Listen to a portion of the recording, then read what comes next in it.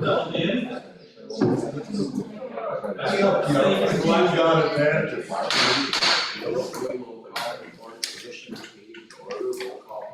Sagi. Here. Nelson. Here. Nyman. Here. Bentley. Here. Bush. Here. Sebald. Here. Vaughn. Here. Potter. Yes, ma'am. Taylor. Here.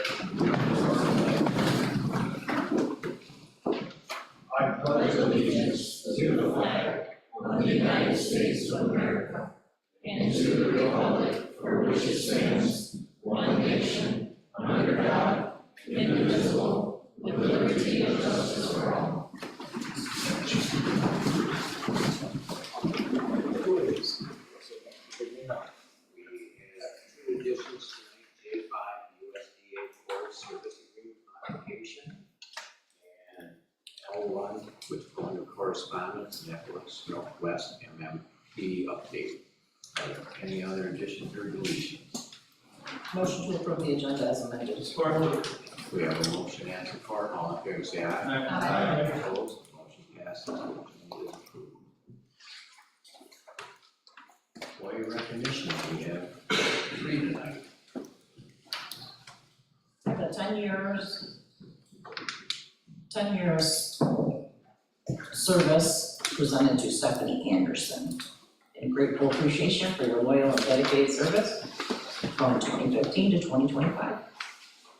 Make sure she gets that. We have one for Julie Henry for her 10 years of service.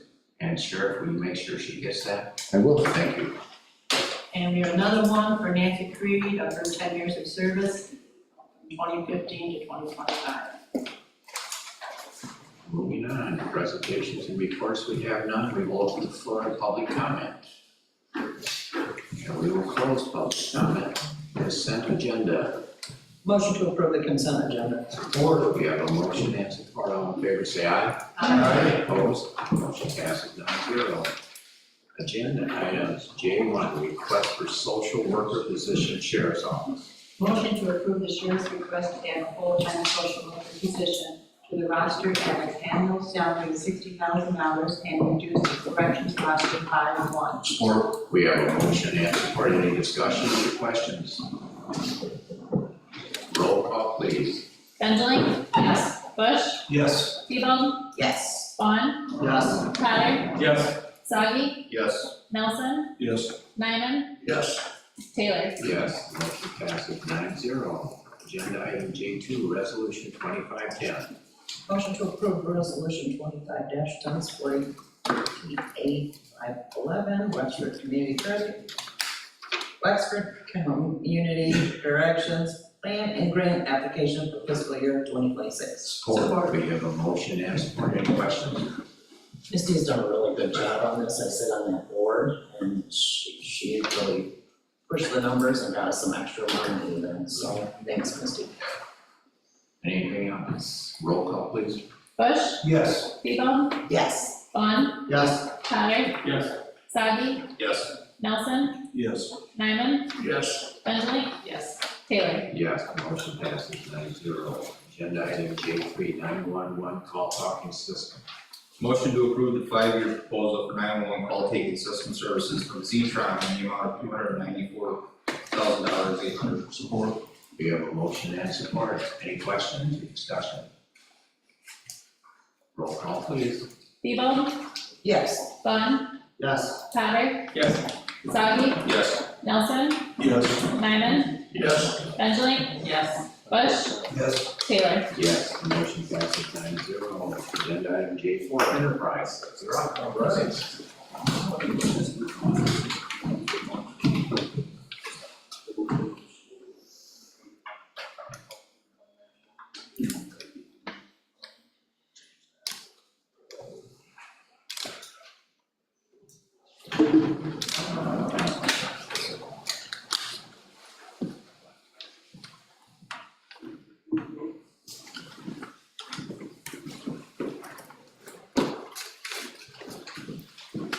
All right. Good afternoon, my name is Chris Tyner, I represent Enterprise Fleet Management. I am a native to West Michigan, and I've lived here for my entire life. Thank you for your time and consideration this afternoon. Enterprise, the company I represent, is a privately held company. We are headquartered in St. Louis, Missouri, and have been in business for over 60 years. We are a third-generation family-owned company. Our company is actually named after the aircraft carrier USS Enterprise, where our founder, Jack Taylor, served during World War II. Enterprise Fleet, in conjunction with our sister company, Enterprise Car Rental, operates over 2 million vehicles around the world. Throughout the country, we currently partner with more than 1,500 government entities. We have over 50 government clients here in the state of Michigan, and several hundred commercial clients here in the state as well. This slide shows a few of the government entities and commercial entities we work with here in the state of Michigan. Of the 2 million vehicles Enterprise operates, we replace approximately 1 million of those vehicles annually. The reason for this is to achieve the lowest total cost of ownership on our vehicles. Enterprise has expertise including, but not limited to, vehicle acquisition, vehicle maintenance, fueling, and determining the optimal time to replace a vehicle. Once we've determined the ideal time to operate a vehicle, we recommend the equity lease to pay for the vehicle. The equity lease allows us to match a holding period with a payment term. The equity lease is not like a traditional dealership lease because it does not have over mileage or wear and tear penalties. In fact, it's a lot more similar to a traditional finance than it is a dealership lease. On this slide is an example of how the lease works with a sample vehicle. Let's say, for example, we can acquire this new Chevy Equinox for $33,000. Let's also say, for the sake of example, that through our calculation, Enterprise recommends operating this vehicle for 4 years and 100,000 miles. At the end of the 4 years and 100,000 miles, this vehicle still had a market value of $15,000. So in this lease, we will go ahead and set up the lease from $33,000, paying this vehicle down to, in this example, $9,000 at the end of the 4-year time period. From there, when we sell the vehicle, we'll get $15,000 on sale. The first $9,000 that comes back on the gain will go to pay off this vehicle. The remainder, the amount highlighted in green here, is the money that's going back to the company, the $6,000. The benefit of this lease is to reduce cash outflow, avoid over mileage and wear and tear penalties, and also have access to the equity or the value of the gain of the vehicle at the time of sale. It's also a very flexible tool, this lease, in that you can terminate the vehicle at any point in time. The only obligation to the vehicle is the outstanding balance. This next slide is the fleet planning analysis, and it utilizes the equity lease and our recommendations on the best replacement period and compares that plan to the current county replacement strategy. The fleet being considered for this analysis are 36 of the light-duty vehicles that the county currently owns. This gold line in the center of the analysis represents the current purchasing pattern, annual maintenance costs, and fuel costs for the fleet. In total, on an annual basis, the county's current average fleet budget is around $454,000 when you consider operating the 36 vehicles in the areas of purchasing the vehicles, what it costs to replace them, maintain them, and fuel them. You can find this number as part of the gold line highlights the second column to the right. Just below that line are the recommendations from Enterprise for this year, and based on our calculations that will result in the lowest total cost of ownership, we recommend replacing 14 vehicles this year.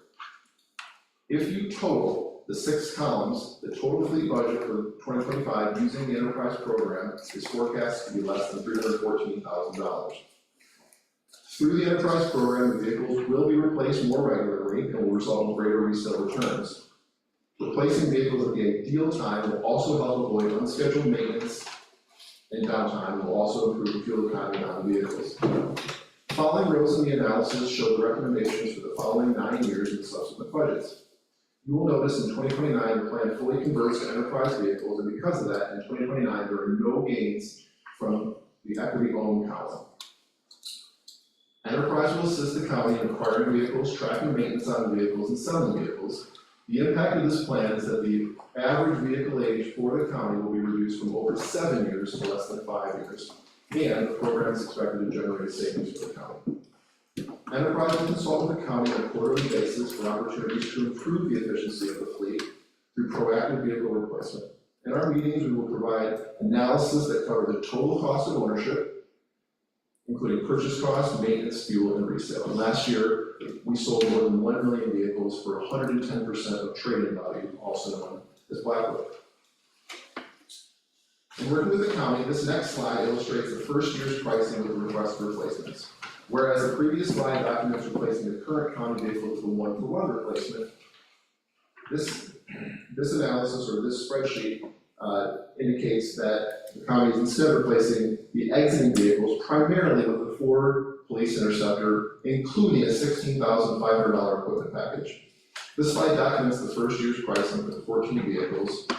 In total, for the first year, the capital outlay for 14 vehicles will be $303,360. There will be an approximate resale gain of $45,000, which means the net capital outlay for the first year will be $258,360 for 14 new vehicles, including the needed police equipment in each. As part of the program, Enterprise offers a complimentary website and driver mobile application. The website and mobile app will provide preventative maintenance reminders, amongst other functionality. The website will also offer a central location for all fleet data, including vehicle cost, lease payment, maintenance, and resale. In summary, the county is looking for a solution to help better manage the fleet. Currently, over 50% of the county vehicles are over the recommended holding period. This causes higher fuel costs, maintenance costs, and reduces vehicle reliability. With the current replacement pace and strategy, it would take the county over 7 years to replace the entire fleet. Going forward, Enterprise will reduce maintenance costs by 60%. We will utilize the open-end lease to maximize cash flow and also recognize equity from vehicles sold. The county will also utilize Enterprise's ability to sell vehicles. We're skilled in this area, selling over 1 million vehicles each year for 110% of the trading value. This all comes with the benefit of our tools, technology, and account team locally here in West Michigan to reduce the amount of time spent managing the fleet. Thank you for your time and consideration. I'd be happy to answer any questions. I have a question for you. The $45,000 on the return, what's the time, how much time is it? Is it normally in the budget year that it gets turned around pretty quick, or? Yeah, so the new vehicles will arrive, and then you'll have, a month's time or so to get the drivers out of the old vehicles into the new vehicles, and then in that time, we'll come up and pick up the old vehicles, sell those. And that's my question, is that selling time? That's less than 30 days. Is it less? Okay. Yep. Are there other counties doing this around this area? Yes, there are several. We work with Nuevo County, Oceana County, we work with Traverse County, Kalamazoo County, downstate. We actually just signed up Antrim County, 2 weeks ago. So there are quite a few working with us now. You guys do the packaging, when they arrive, so when the new ones arrive, then you'll have it all set up to be put together and then delivered, correct? Correct. Yep, we'll get it all put together, we'll pay for it, and then that amount goes into this amount that's being requested. So with these being vehicles for the sheriff's department, if something happens, a chase or something before the 4-year turnaround, how does that cover under our insurance? Is that something you just replace the vehicle?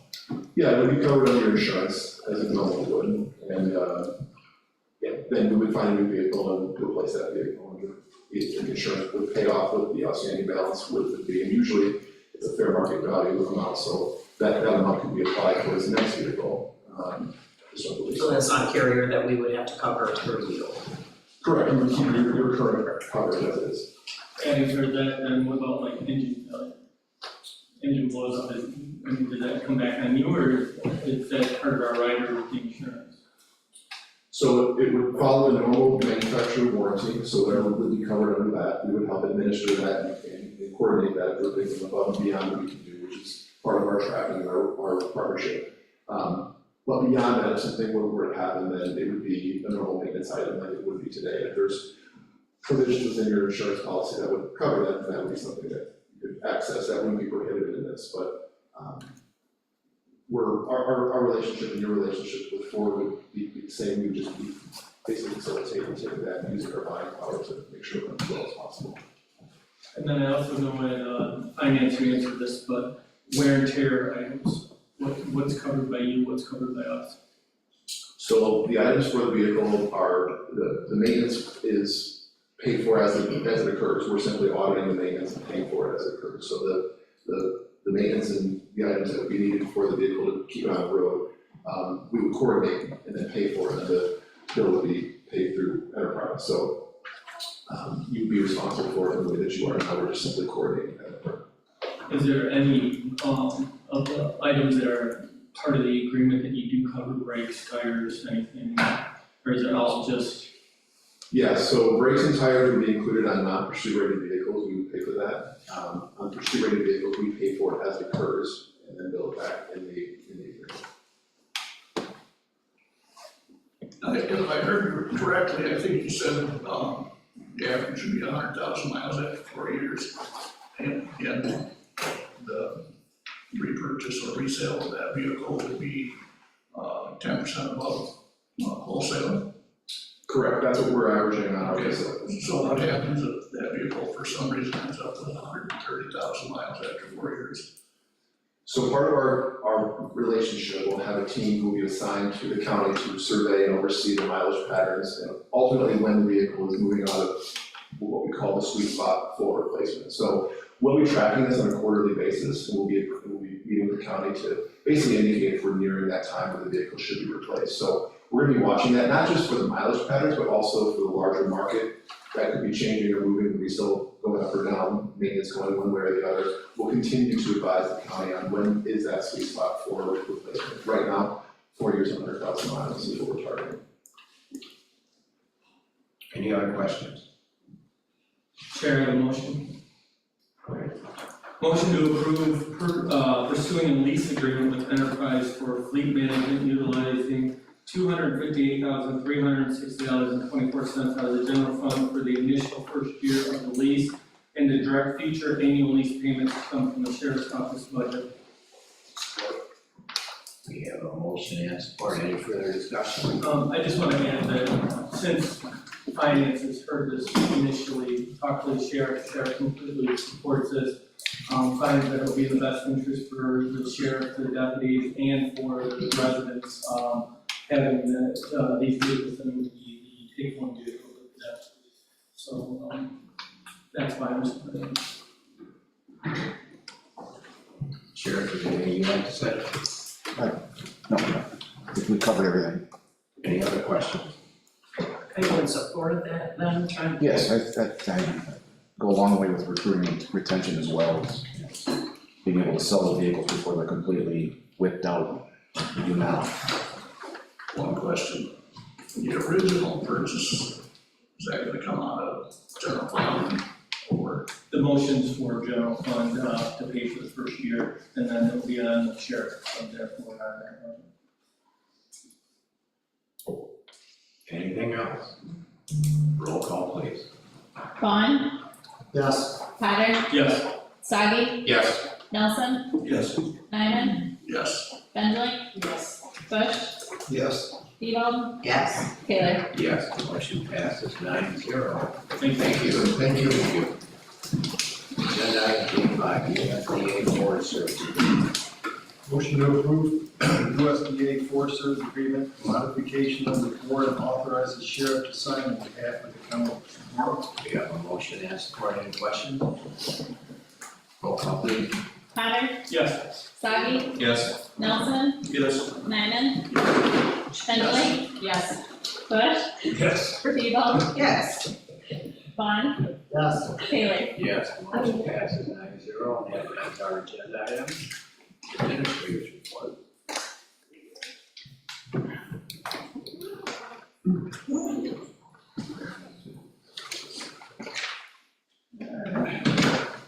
Well, I'm back a couple of days and it's busy.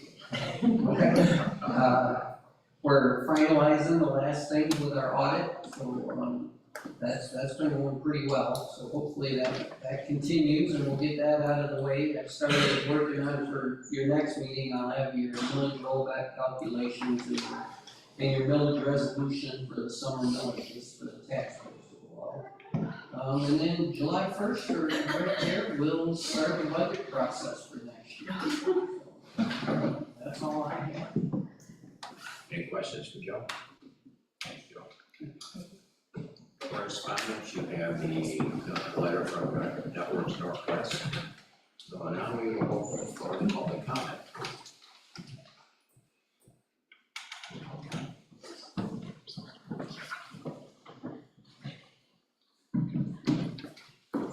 Don Koschmeyer, Cadillac, Michigan. Just, I spoke the other day before the public forum about the water quality meeting in Park. And I addressed harmful chemicals about like fluoride and atrazine being added to communities' water supplies and what their position was on that. I think the guy just kind of handed me and sidestepped a little bit. But fluoride is poison, atrazine sissifies the society, straight up. This video called The New World Order Telegraphs the July 4th Bioterror Attack was released June 1st by John Bound on Infowars.com. I'm probably won't get through the whole thing here, but the National Blueprint for Biodefense, released on April 17, 2024, presents a hypothetical yet nerve-wracking due to the precursor set by Event 201 scenario of a bioterrorist attack on July 4th, 2025, where an unknown nation or terrorist group unleashes a genetically modified Nipah virus across the U.S. cities and allied nations. This engineered pathogen with a 40% mortality rate kills 280,000 Americans and infects 400,000 in a single day, alongside 200,000 dead and 800,000 sickened animals. The virus, designed for enhanced animal-to-human and human-to-human transmission, goes undetected for weeks before the July 4th event due to its rarity and the lack of recognition by veterinarians and physicians. Prior smaller-scale attacks to test U.S. defenses went unnoticed, highlighting critical gaps in early detection and response capabilities. The document outlines systematic failures that enables this catastrophe, including inadequate biological intelligence, delayed identification of the pathogen in humans and livestock, and insufficient funding for public health and medical countermeasures. It points to the nation's inability to address vulnerabilities exposed by the COVID-19 pandemic, such as fragmented federal leadership and poor communication with the public and allies. The report warns of adversaries exploiting these weaknesses, particularly through synthetic biology, which could produce even deadlier pathogens. The blueprint emphasizes that the U.S. lacks a robust biodefense framework, leaving it vulnerable to both natural and engineered biological threats.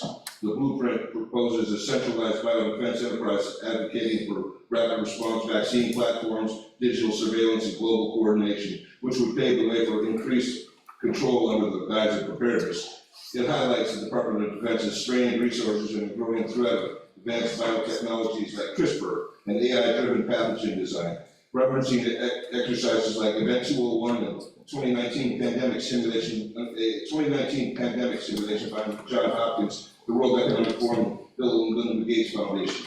We have done this before, and the engineers that were exposed are all that advocated. They will not stop until they face the justice they deserve. So, that was at Infowars.com. Thank you. Anybody else for public comment, liaison reports? Saidi, Nelson, No. Nyman. Bensley, Just a reminder that on Saturday, June 21st, is the Mann Library grand opening. It from noon to 3, and at 1 o'clock will be a dedication. And I know the people Mann would love to see a lot of your familiar faces up there, so big thing for Mann, so thank you.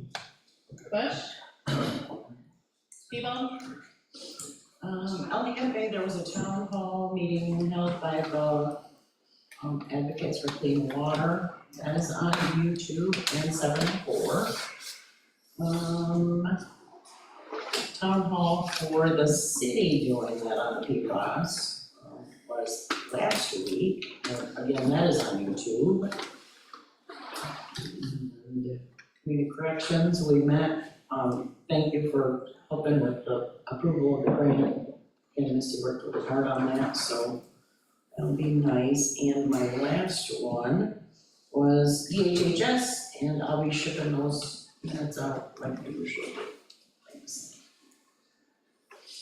Vaughn, None. Potter, None. Taylor, None.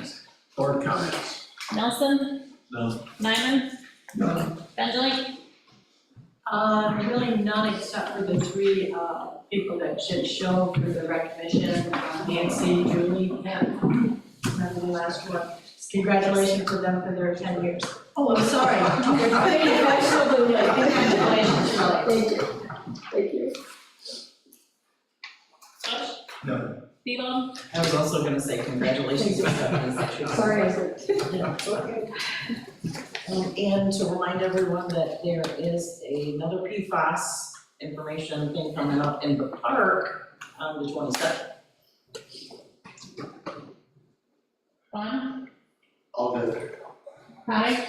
Oh, they stole my thunder, I was just gonna say, you know, thanks to the employees and all the years, we seem to retain employees quite well lately, and, I hope we continue to. Sadi? None? Board Chair? Thank you, everybody, for attending. Motion to adjourn. Or all in favor? Adjourned. I know.